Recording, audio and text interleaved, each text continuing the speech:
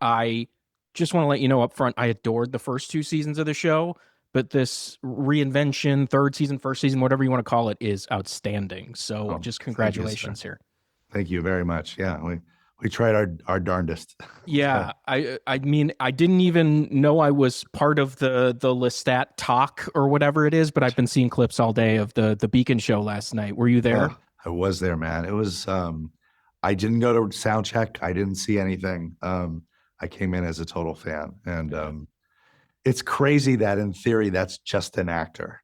I know. He's an actor putting on He's a a show. rock star too. Yeah, it's Yeah, insane. it was mighty impressive. And it was cool. We had people from who had worked on, not only these fans that had come from all over the place, but we had people who had worked on earlier seasons, and people who worked on this season from all sorts of places. We're all over, and so many people came just because they wanted to honestly close their work. It was like about as beautiful a night as you could have. It was really cool. It looked like there were cameras there. Is it going to be released in some form? I think that's the idea. Yeah, Yeah, nice.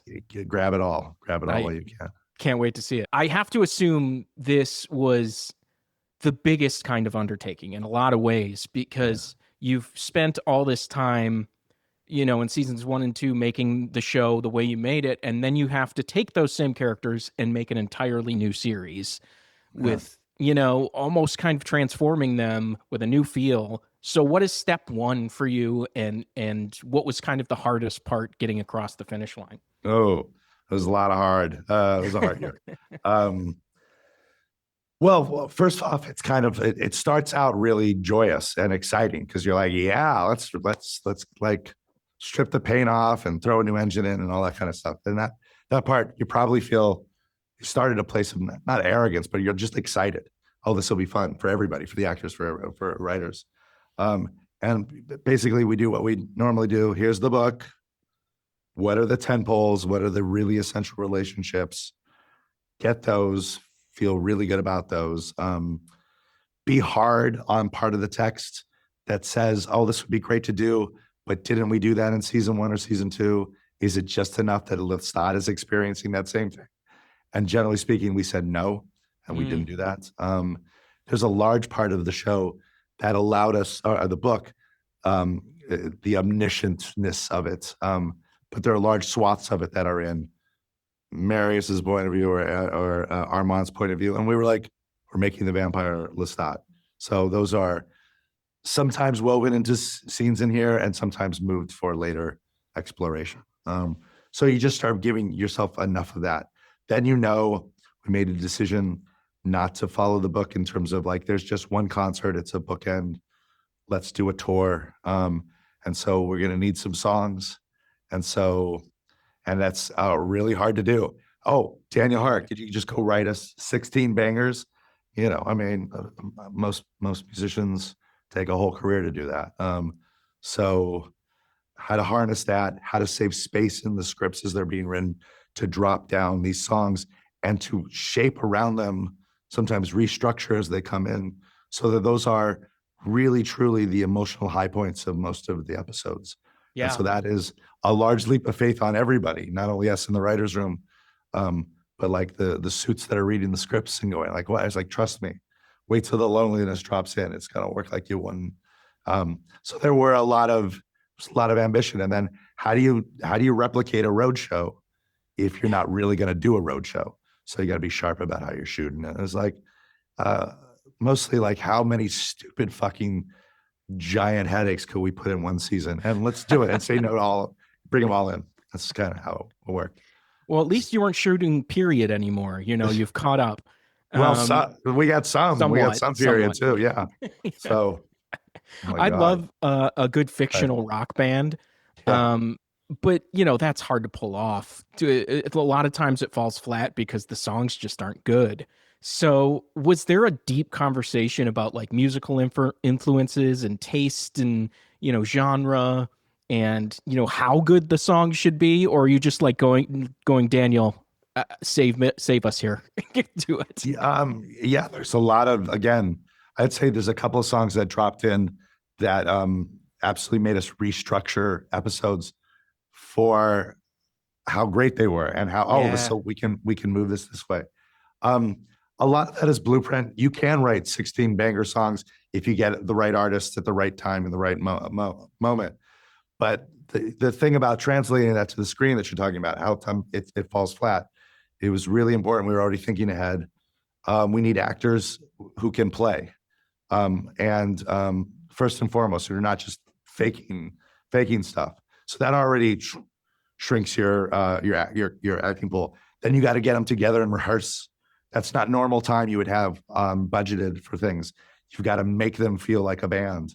Um, and then you write characters, but you might have written the drummer as a bassist and the bassist as a drummer. So the second you cast, you're rewriting again. When we record them, there's an album version that people are going to get, and then there's one that's in show. And so oftentimes we've recorded 6 or 7 different versions of this to go, where are they in the story? Are they in a rehearsal room here? Are they at a loud venue here?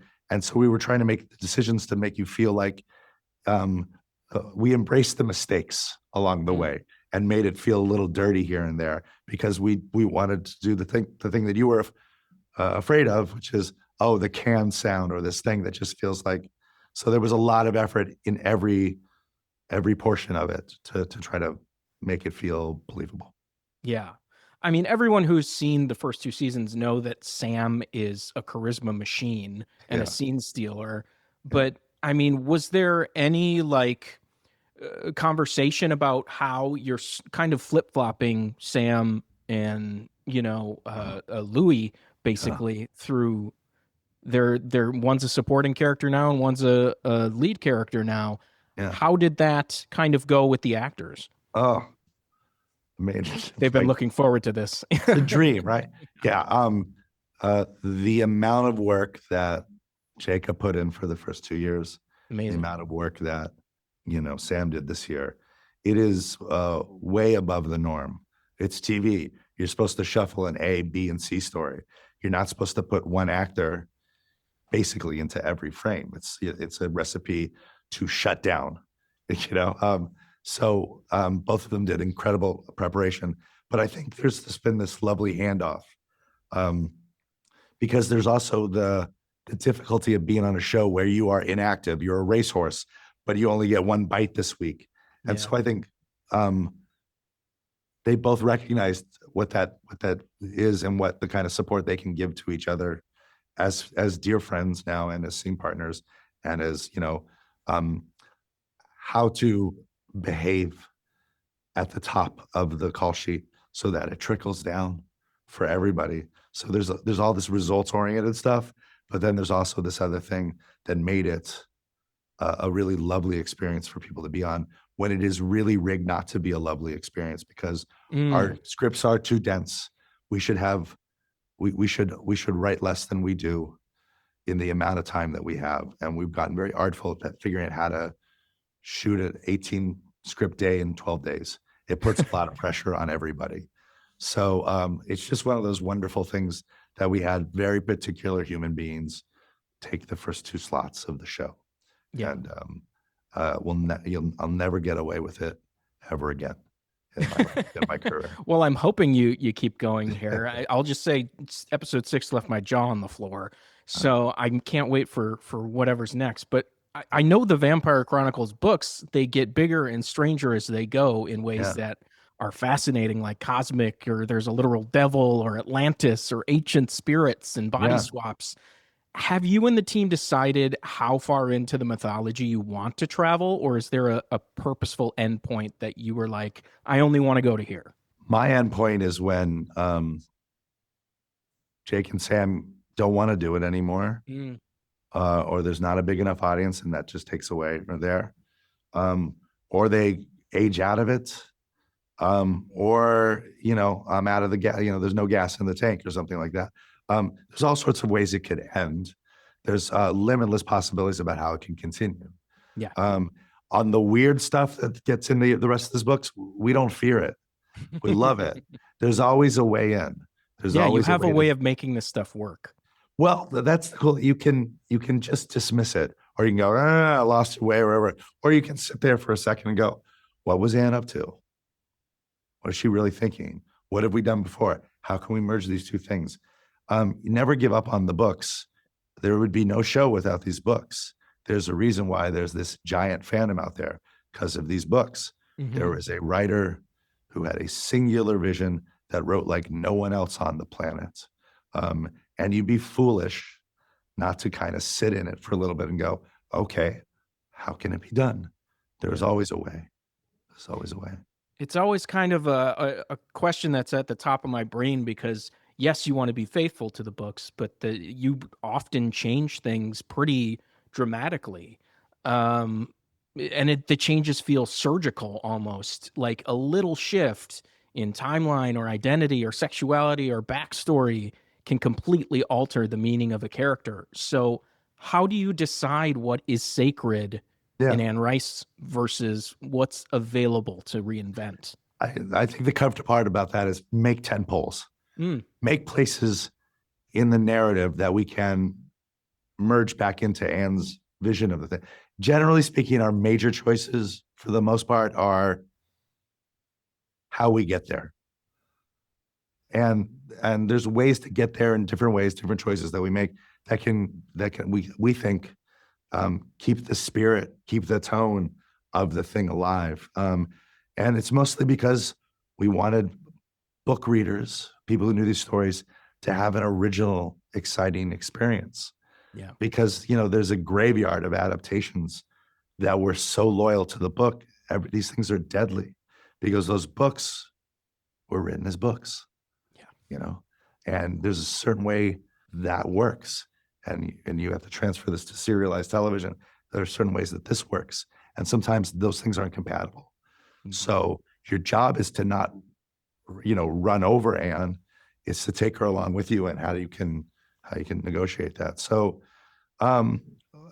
those are big considerations. And the other things are just the general thing that happens for dramatists when you're staring at the 50th scene for an actor you really, really like is how can I deliver something new for this actor?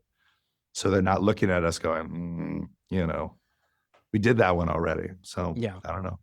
Fair enough. They want me to wrap here, but I'll just say out the door, how involved are you in the larger Anne Rice immortal universe beyond this show? Do you have any say in what happens beyond?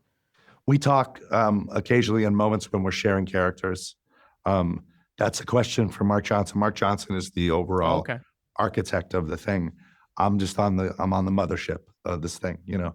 And it's a beautiful mothership. There's more cross pollination as you get deeper into it, but it's enough just to deal with these fucking wacko vampires, man. I wouldn't want to. Well, I need more. I want more. Damn it, give me more. So I'll just say that episode 7 coming your way. I can't wait. The Vampire Lestat premieres on Sunday, June 7th on AMC and AMC Plus. It's truly sensational. Thank you, Rolin. I really appreciate it.